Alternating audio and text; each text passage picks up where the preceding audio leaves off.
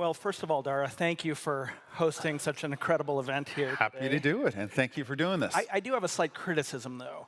The traffic between the airport and the Skirball Center, if only there was some way to hover above it. We got to think just about how we can bypass it. fix that, and it's so tough. So you joined Uber. I thought you were going to criticize the shirts, the robot The shirts army are of the shirts are the Uber shirts are Elevate. lovely. Yeah. You joined Uber in August of last year. Yes. And you had your challenges in front of you. There was the Uber culture, which needed renovation. There was satisfying drivers. There was evaluating different markets and their potential. There was profitability. And yet here you are talking at Uber Elevate Summit for a business that, in the best case scenario, contributes revenues in a couple of years, somewhat hypothetical. So why are you focusing? Why are you placing a bet on this space? Well, for me, early on, I have to admit that when I looked at all the priorities of the company and I saw Elevate, I'm like, what is this thing? How does it belong? But the team at Elevate is so passionate about their vision and their mission.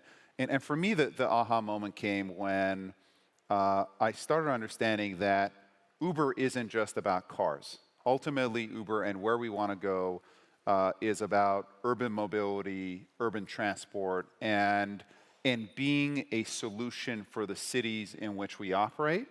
And sitting down with the Elevate team, Jeff, et cetera, we really went through this fundamental problem that's only going to get worse and worse, and that the mega cities of the world continue to attract more and more people to them. They're only going to get more mega.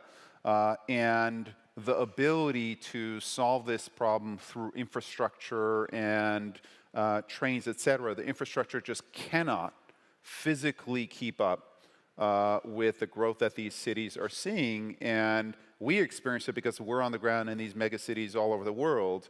And we needed a different approach. And it was, we wanted to be a pathfinder. The innovation in these industries doesn't happen in the center. It happens in the fringes.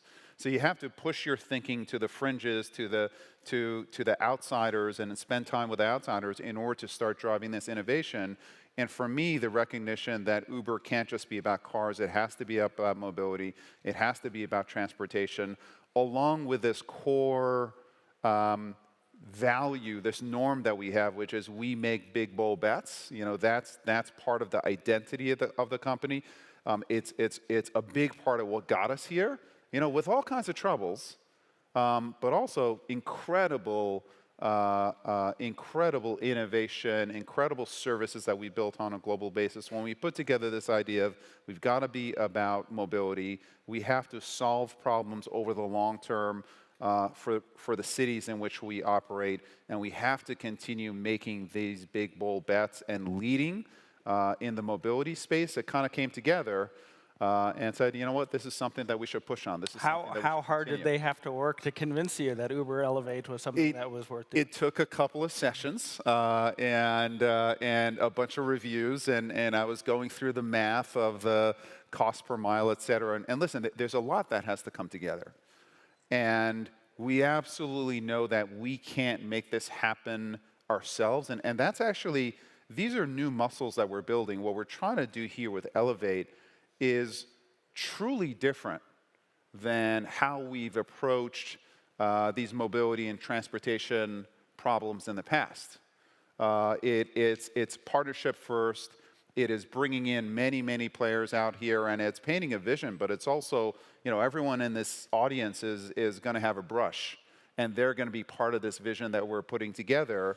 There was an alternative business plan, which was for us to build a bunch of VTOLs and to flood the market with VTOLs in cities and then have consumers demand for them so that the city couldn't get rid of the VTOLs. That was an alternative plan. That plan existed when you took over? That plan, was quickly put aside. But this is the way that we're approaching this from the very beginning, and working in partnership and bringing in the number of different partners here It's a different muscle that we're developing, but ultimately I think it's going to make us a better company, and I think we're going to make this happen. Well, there's an easy juxtaposition here with how you have approached autonomous cars Yeah. in the ATG group. And in the ATG group, you are building hardware, you are building LiDAR, doing a lot of the work Yes. yourself. So, why doesn't Uber Elevate look more like ATG?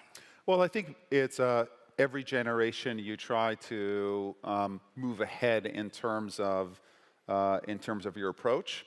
And I think one of the fundamental differences between Elevate and ATG is that we are in the aeronautic space, and the air transportation industry, especially on the safety side, has built such a track record and such an approach that has been so strong that we just didn't think it was appropriate to kind of take the ATG model and put it over here. There are many, many players who've been in business for a long time. There are many government regulatory agencies with whom we've partnered, and we have to continue to partner with that.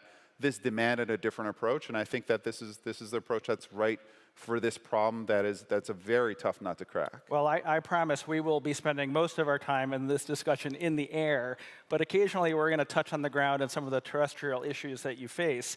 And so let me turn the question around.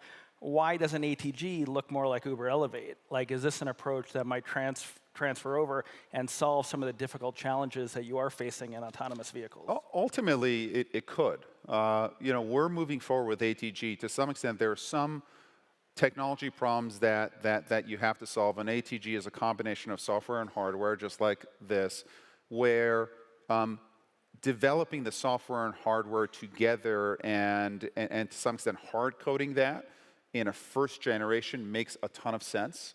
It is closer to our core, which is it's on the ground, operating in cities. And so I think the ATG approach initially is the right approach.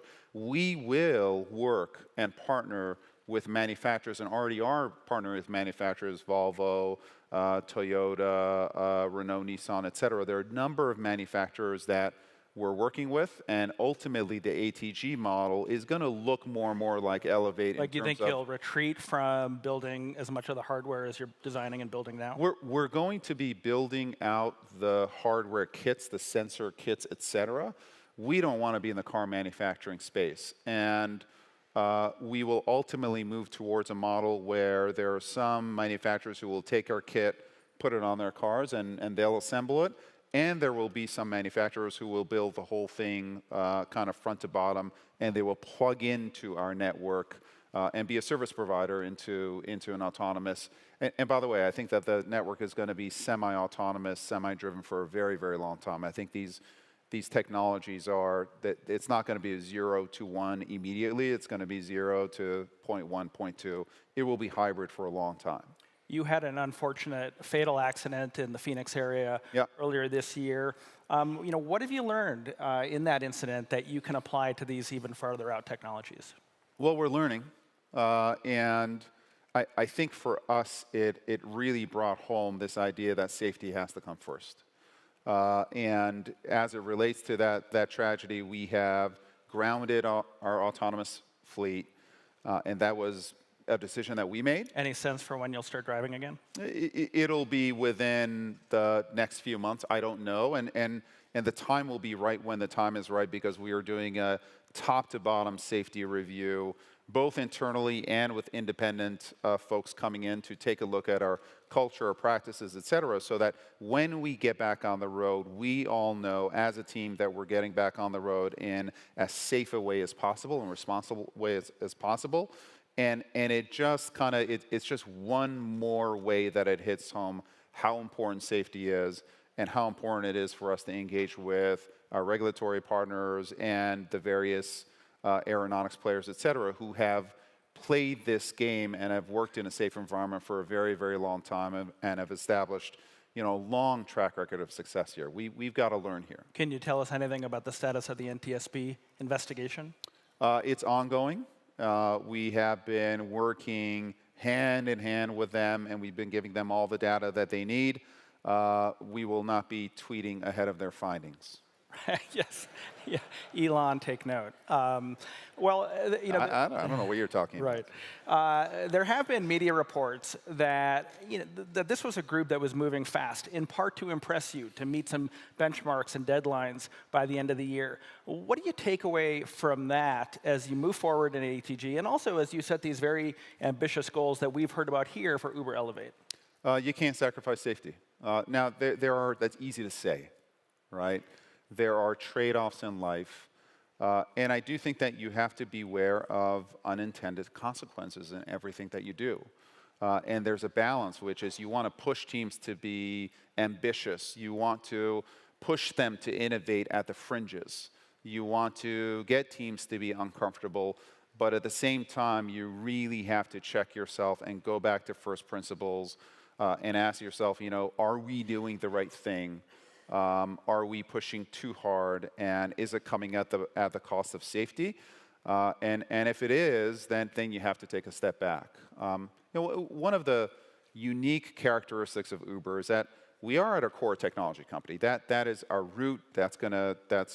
We will win because of the talent of the technical people that we have in our offices. But what makes us different as a technology company is that we don't just deal in bits and bytes. We're at this intersection of the digital and the physical world. And it's hard enough to create a delightful digital experience, push a button and something happens. But what's harder is when you push a button and a car shows up. And traffic can get in the way. A driver may decide to do something else, or when you push a button and a burger shows up. To make that experience delightful, dependable, affordable is a very, very big challenge. And that's where kind of this idea of being a company that pushes forward, and a company that challenges the status quo, but then understands that we don't just live in the digital world, we also live in the physical world, and that comes with compromises, and that comes with responsibilities that we've got to be aware of. Well, considering those challenges and the really considerable technological, regulatory, and social obstacles that are in front of this entire industry, how confident are you in the timeline that by 2020 we're going to see certified testing, and by 2023 we're going to be soaring from LAX to our destination over traffic? So I'm reasonably confident in the 2020. And I'm only confident because of the partners that I've been speaking with and the team that we have in place. So I think that's something that we can push to.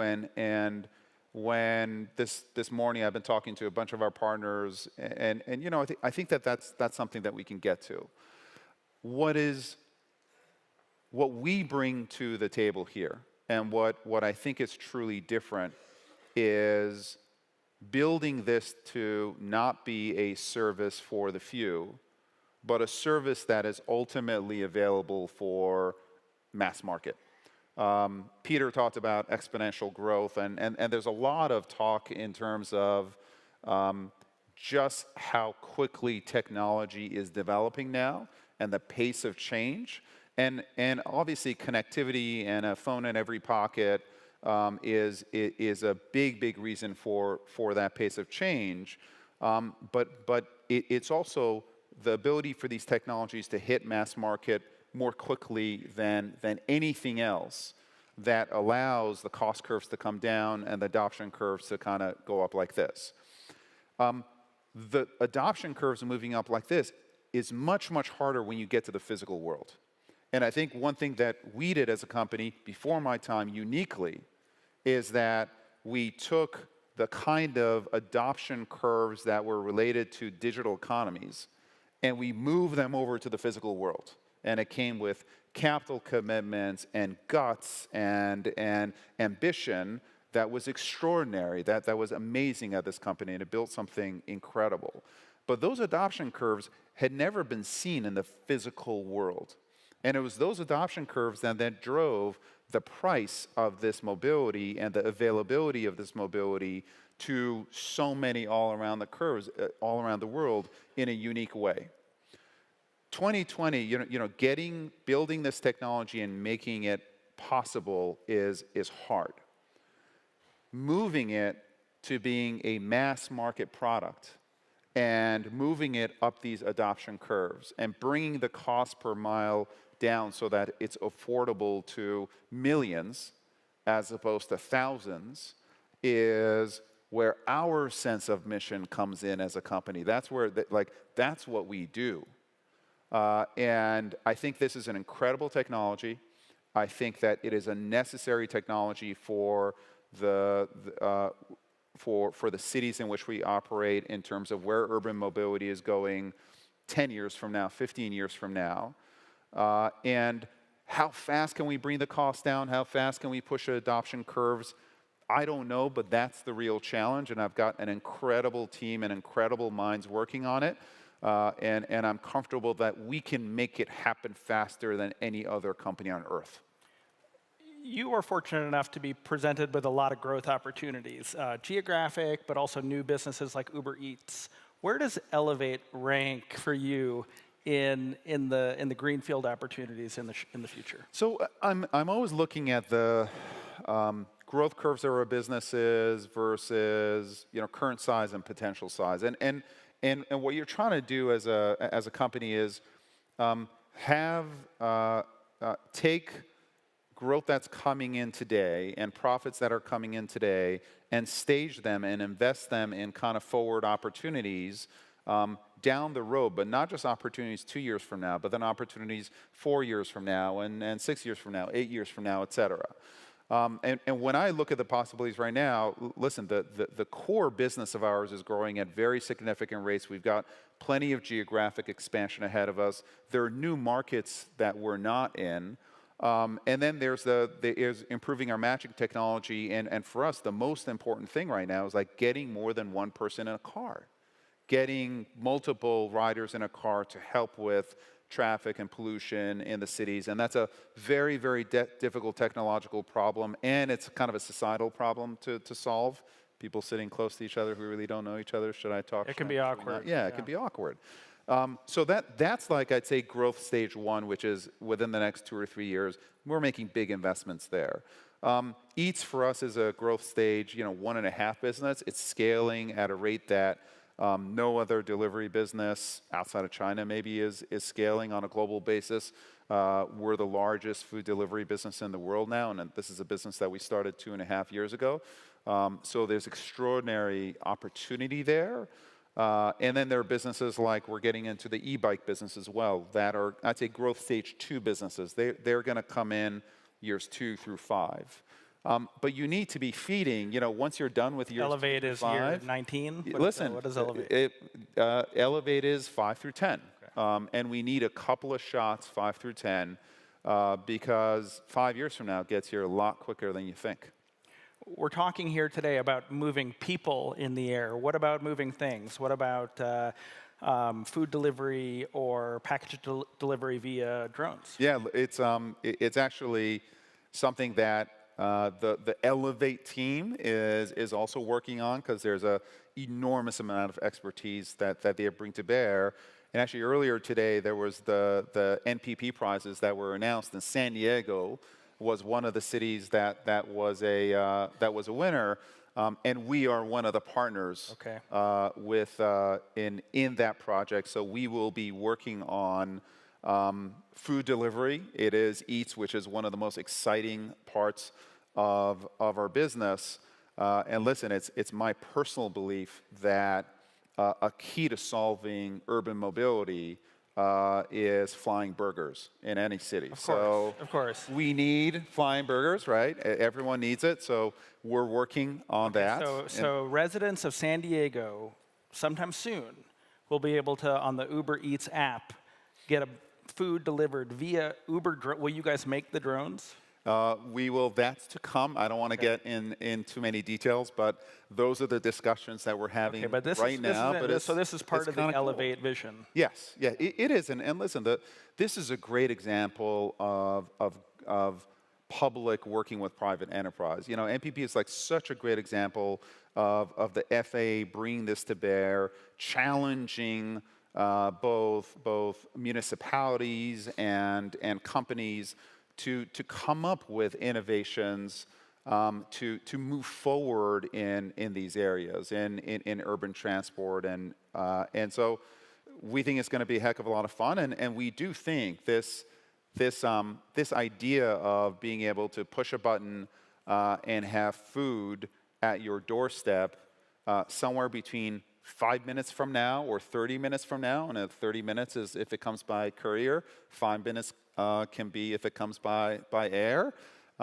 That's What a is it? revolutionary Drop it down the product. chimney, and what does it? What does it do? Land? That's we're thinking about it. It'll come. You know, I can little maybe spicy foods down the chimney. Yeah. Does anyone have chimneys anymore? I don't know. Maybe not. We'll see. Well, okay. So you Chimneys mentioned and urban landscapes don't Right, go together. That's as a good much. point. So you mentioned San Diego, Dallas, and LA are also Elevate test cities. Yes. But you announced today that a third city will be out of the United States. So, Yes.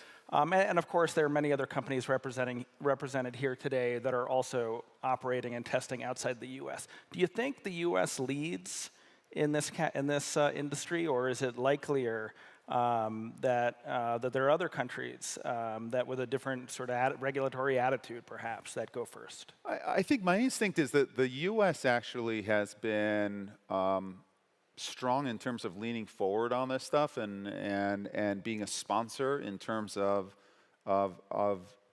helping private companies have the kinds of environments and the kinds of guardrails to build this technology.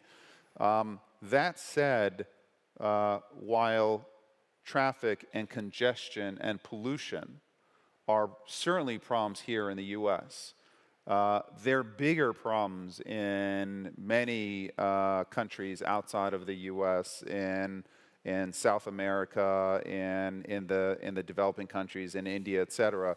And the largest mega cities in the world are outside of the U.S. So this is a real issue that these mega cities are facing. I don't think that there's going to be a single problem or a single solution to this problem. It has to be a host of different solutions because it is a big problem. And we want to play a part in a solution. And it is going to be putting more than 2 people in a car. It may be our looking at high occupancy vehicles and building, bus 2.0. It will be hopefully our bringing mass transit and making it available in a very, very easy way on the Uber app. It will be bikes. It will be and e-bikes. We think it may be scooters. It's motorcycles in many, many markets that we have, and it will turn into flying cars, or we're working on something. We should come up with another name catchy. for that. Yeah. Maybe we could do that on stage, because VTOLs is a little geeky as VTOL well. and Jeff was saying that originally cars were horseless carriages, and that wasn't that hot a term. So if anyone, maybe we'll have a contest of the next gen flying car. We'll do that at the next Elevate Summit. So Uber historically has not been a company that is accustomed to working with governments hand in hand. Yeah. Right? The attitude for a long time was introduce it and see what happens, right? Let the fireworks go. So what has been the partnership with the FAA? What has that been like?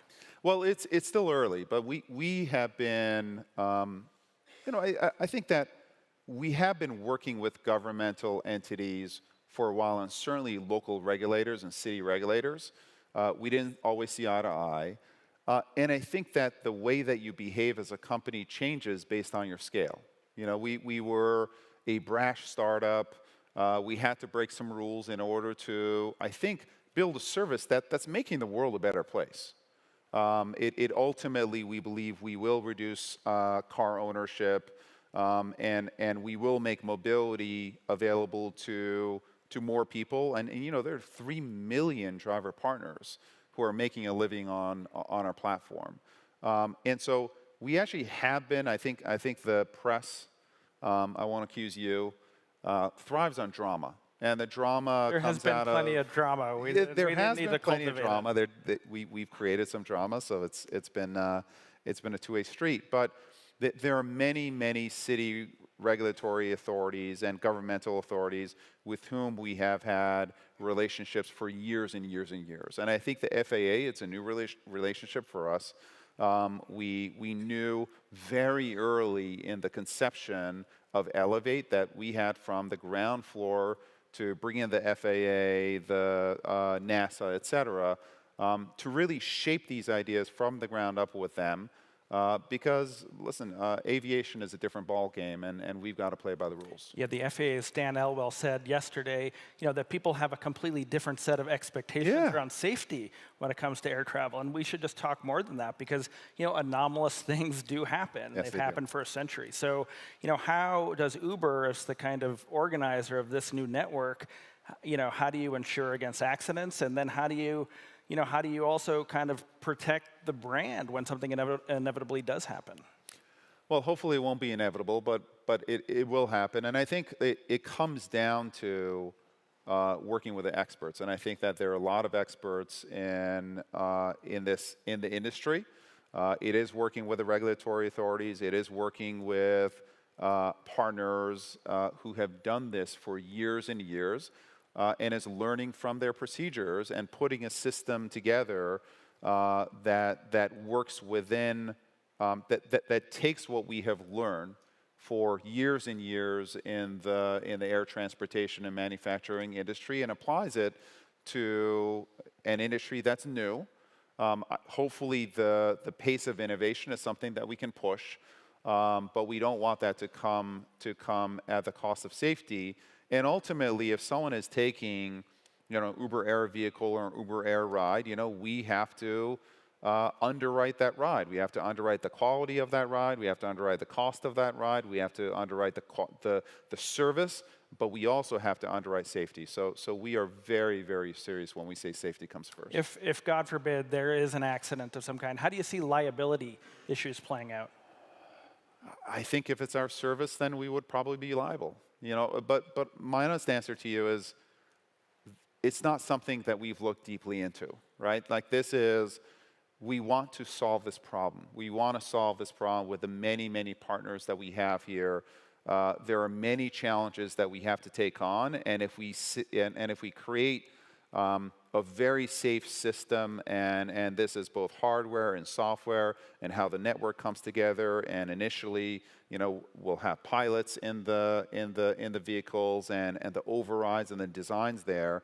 If we build it to be as safe as possible, we've done our job. If there's liability, we'll worry about it and we'll deal with it. God forbid if it ever happens. This might be a question in a similar vein, and there's just ambiguity at this stage now. But the Uber business model is based on not carrying, assets, right? Or I guess that would be one way to put it. Yeah. And yeah, so these vehicles are going to be expensive, right? So how does the business model evolve? How are you thinking about the Uber Elevate business model? Yeah, so it's a TBD, and this is going to be an interesting model that's going to come out in autonomous vehicles as well, right? We don't want to be in the vehicle ownership business. There are lots of people who can do it, have done it better, and can do it better than we can. And I think both in this business, in this application as well as autonomous, there are some models where you have the manufacturers. Actually, there are lots of manufacturers who are looking at service income streams that are predictable and longer lasting and saying, wow, I like that business model. So there may be a business model where the manufacturer actually continues owning the vehicle and earns income on that vehicle over the life of that vehicle, along with operations, maintenance, et cetera, of that vehicle. There are also many, many players, and you see it in the airline space, who buy the planes and lease them out to the operators. So you could imagine a model like that.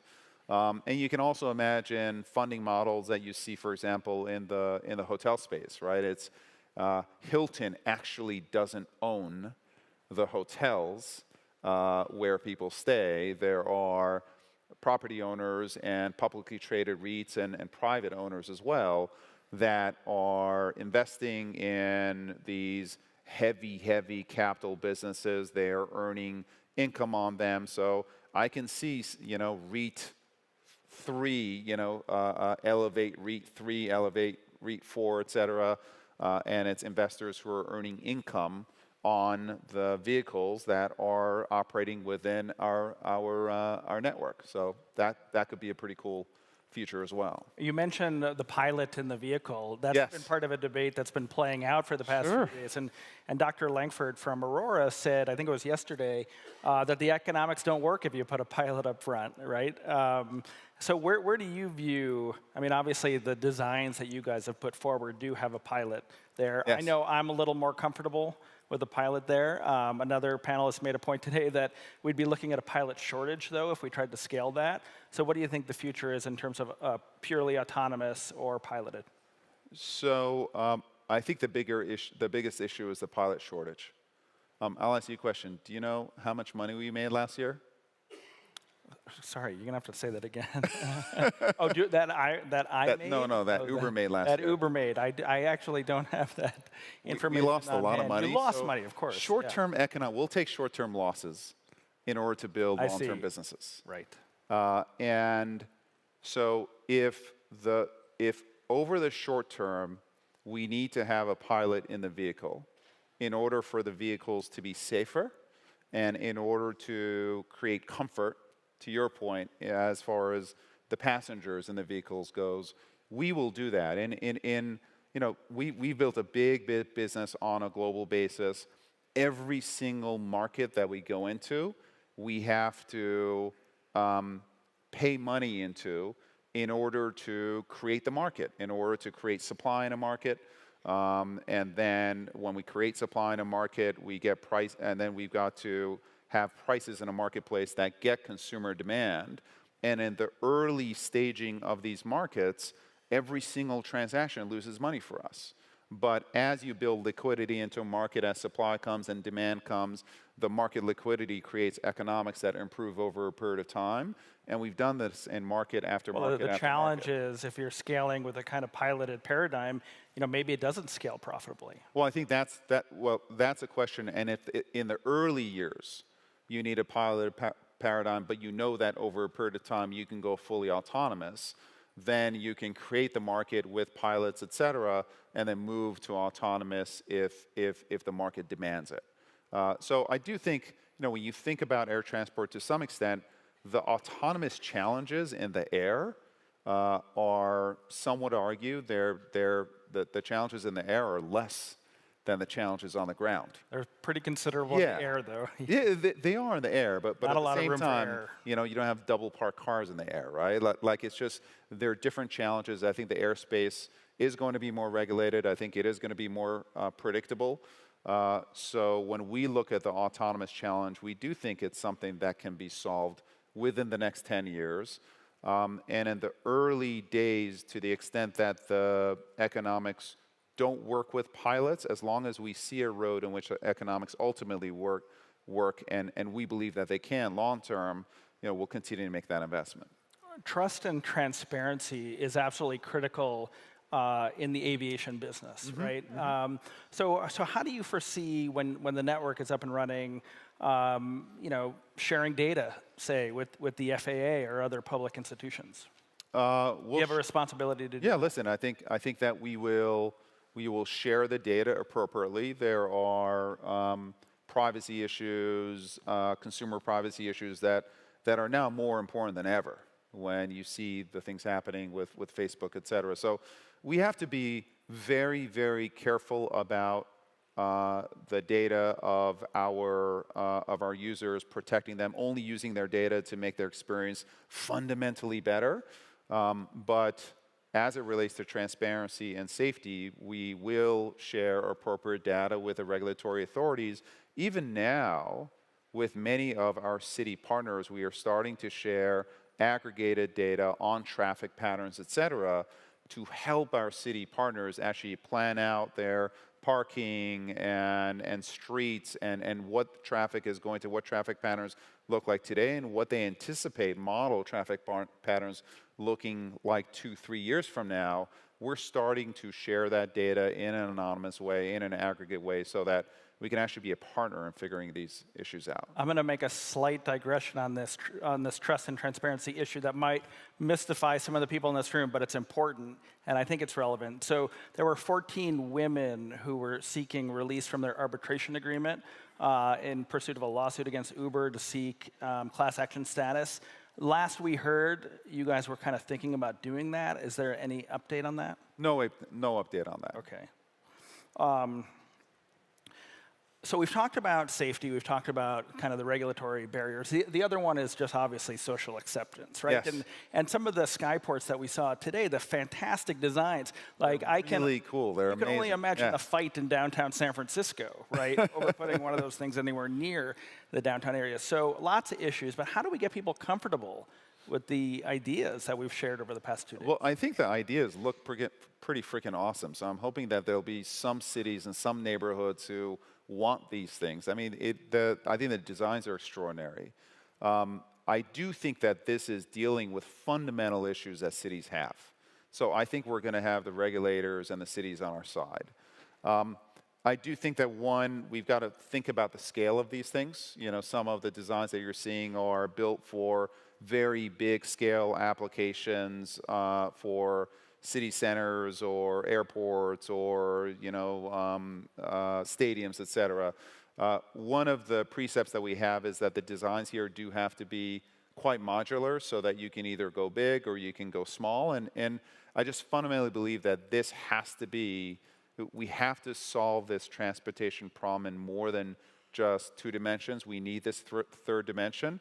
And there are many cities out there that at this point are clamoring for this, that really are looking to work with us, but this is going to be a national city and neighborhood problem. I think we can get there. Do you guys have a problem being the company to deliver that message, considering everything that has happened in the past? I think that if we keep doing the right thing, I think that if we keep demonstrating that our approach has changed, what we are offering, which is mobility available to everyone, everywhere in a safe, dependable, affordable way. I think our approach, which is we don't just want to work in the city center, if we're going to partner with a city, we're going to be in every single neighborhood. We're not just going to be in Manhattan, we're going to be in the outer boroughs, and we're going to offer transportation to areas that are fortunate and are also less fortunate. If we become as a company a leader in having a diverse workforce, both in terms of women and men and underrepresented minorities, a truly international kind of company. I think that over a period of time, if we start acting the right way, and I think we're off to a good start, but it's just the start. I think if we keep demonstrating from the inside that we're a change company, that while we want to be profitable and we want to go public, we have a group of people at our company that want to change the world for better, that want to make mobility affordable for the masses without having to buy a car, that are doing the right thing, we think will build trust. And when I talk to folks, I see, slightly changed views of the company, slightly changed, but I'll take slightly changed. We just have to build on that. And I think this is an important company for the world. I came here because there was an opportunity to enact change at a company that I think is changing the world and can change the world. So I think step by step, we will gain trust and we'll win trust. And then it'll be our job not to let folks down again. You've mentioned the affordability point a couple of times. Yeah. And it's a laudable goal, as I've heard Jeff Holden describe it, to start with Uber Elevate, a ride basically costing the equivalent of an Uber Black, and to work it down to Uber X. Today, if you take a helicopter from Manhattan to the Hamptons, it's like $700, right? So you've checked on this? I did look at that up for this question. But it's that much money because right, you can't put helicopter ports anywhere, and so supply is constrained. I mean, why won't the same dynamic reassert itself where, skyports won't appear everywhere, it will be hard to get a ride, people will want this service, supply is constrained, and it will end up being expensive and available only to elites? Well, listen, it could, and it'll be a shame. we do think that this is a product that can work with the mass market, and part of all the work that we put together in designing this ecosystem, many of the specs that we have in place in terms of how many landings these skyports can handle, this being fully electric, which I think is the right thing environmentally, but also for the business model of creating the kind of throughput that we need. There are many, many specs that we put in place that are designed to make this a mass market affordable product when all of the work that everyone here in this room is doing gets translated into the price when you push that button. It's not going to be easy. I don't take it for granted. It's not going to be easy, but this is one of the unique pieces of DNA that Uber brings to bear, which is we have gone from Black being, this product that is for the wealthy who may want to show off and say, look at me, how special I am, to the pool product, which is about, the urban person who doesn't want to own a car and wants to reduce their carbon footprint and wants to get to work for $4.50. We've done that, and building that kind of that mass market and bringing down those cost curves requires a very, very specific way of putting this system together. We could fail, like when we talk about big bold bets, they're not, we didn't call it small safe bets, right? These are bets that could fail. Everyone is here in this room not because they're looking for something predictable and easy, but because they're looking for something big and they're looking for a challenge.